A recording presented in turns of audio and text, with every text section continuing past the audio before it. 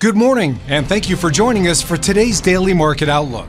Joining me today is Emily from our trading room to tell us more about the recent developments. Emily? The third quarter of 2024 has witnessed a decrease in the total number of reported crypto hacks, but a spike in the value of assets stolen.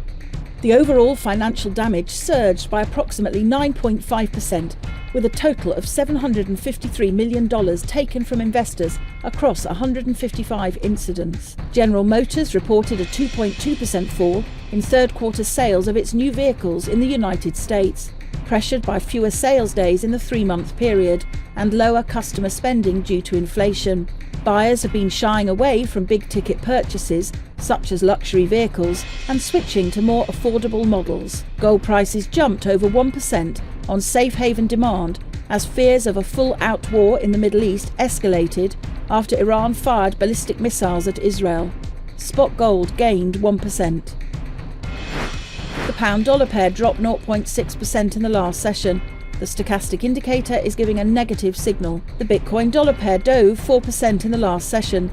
According to the stochastic RSI, we are in an oversold market. The last session saw the Aussie fall 0.4% against the dollar. The RSI is giving a positive signal. The dollar-yen price remained largely unchanged in the last session. The stochastic indicator is giving a negative signal.